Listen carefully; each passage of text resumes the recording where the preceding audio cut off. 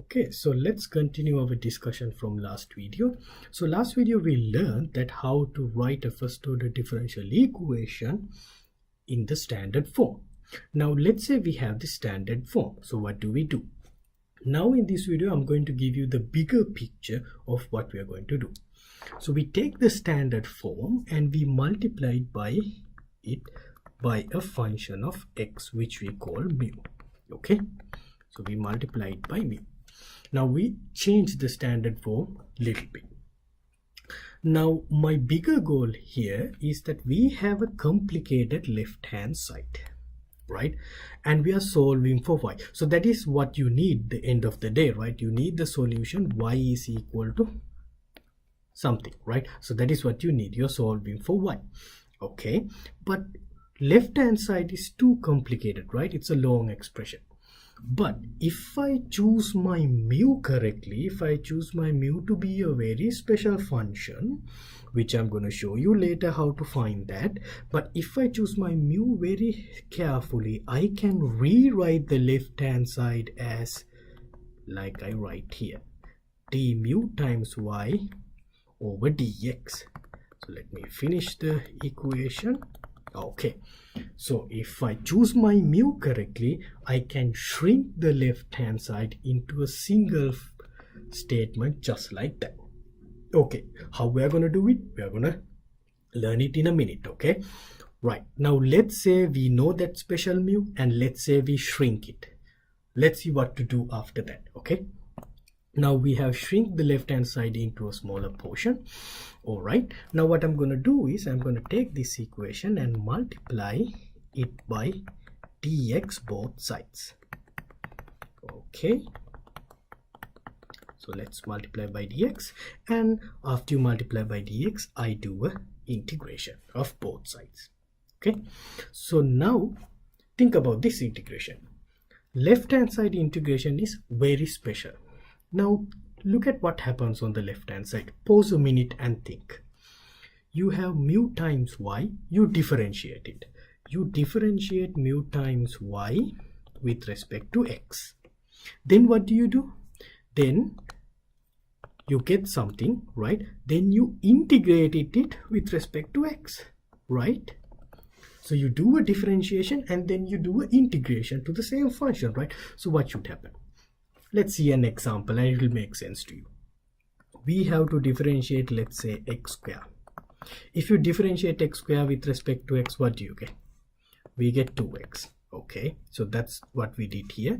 Now let's integrate 2x with respect to x. What do we get?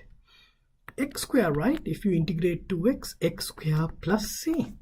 So you wound up in the same function as you start, but with a plus c. Now tell me, what do you get if you differentiate mu y with respect to x and then integrate that with respect to x? Well, you should get mu y plus c, right? You should get the same thing. Okay, but on the right hand side, really we cannot do anything because we don't know what is mu, what is q, right? So we cannot integrate.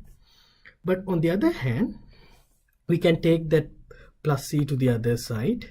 Let's call it c sub 1. Okay, and then let's say when we take it to the right hand side, it becomes plus c. Instead of writing minus c1, let's call it c because it's an arbitrary constant, right? Now what is the goal? You're solving for mu. What is mu? Mu is the whole right hand side divide, not mu, I'm solving for y. My bad, I'm solving for y, so to get y we have to divide by mu, right? I divide the whole right hand side by mu. Okay, here we go. This is my solution. Now think about this. You have the standard form. By looking at the standard form, you know what is q, right? So we know that. I will explain you how to find mu, and here we go. You get the answer, right? Okay, so if we choose our mu to be very special so that I can shrink the left hand side into this magical term, then we can do this whole computation that we did, integration that we did here, and get the final answer. Okay, now let's see how to find that mu. that mu is so special, and we call that mu an integrating factor. Integrating factor. Okay, so let me explain how to find that mu. We still have our standard form. So let's start from standard form. dy over dx px y is equal to qx. Now what I'm going to do, I'm going to multiply everything by mu.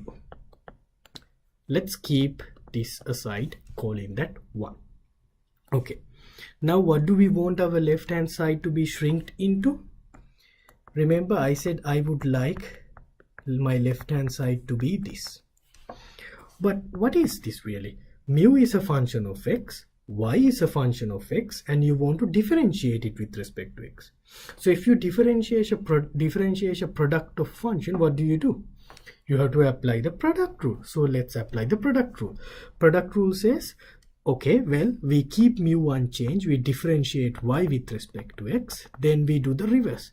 We differentiate mu, and then we keep y unchanged, right?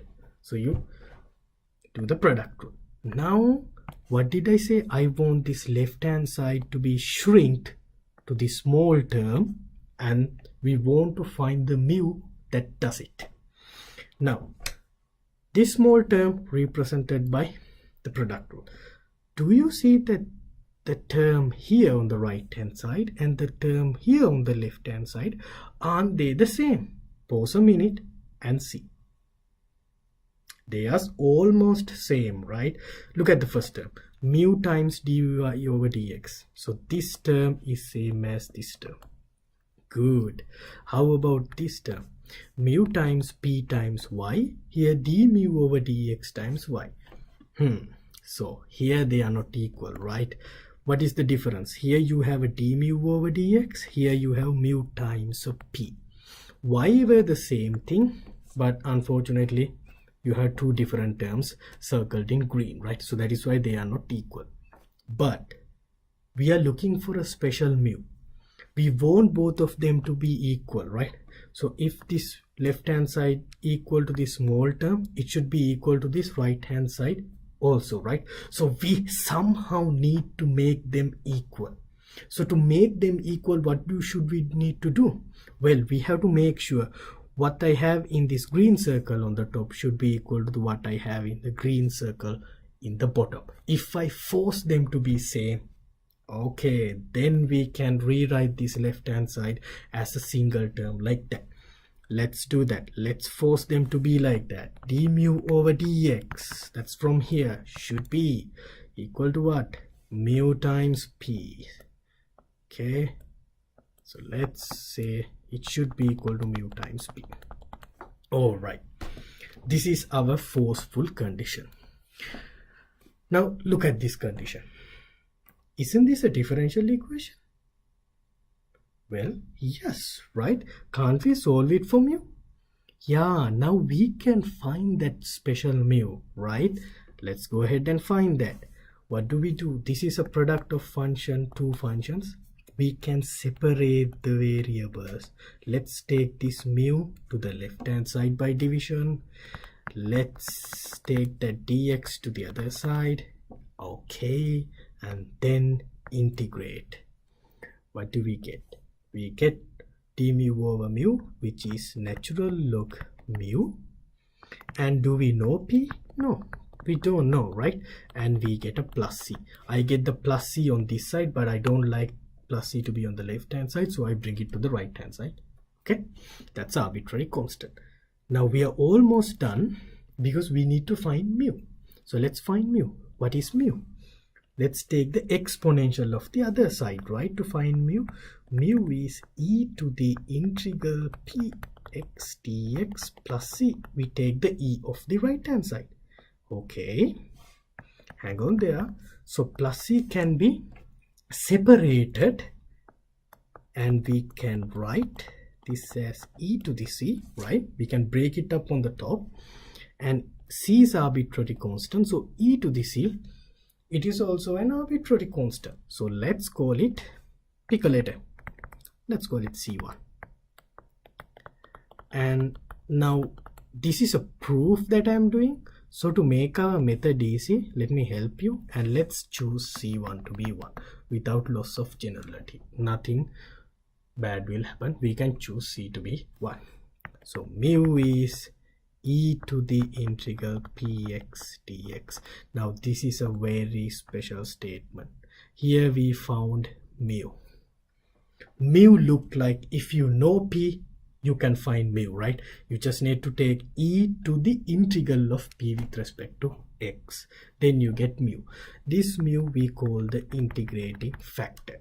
Then we can solve the problem. So if you choose your mu to be a special function just like this, then you can shrink your left hand side to be a small term, and then you can solve the problem. How to solve the problems and examples? Well, I will see you in the next video.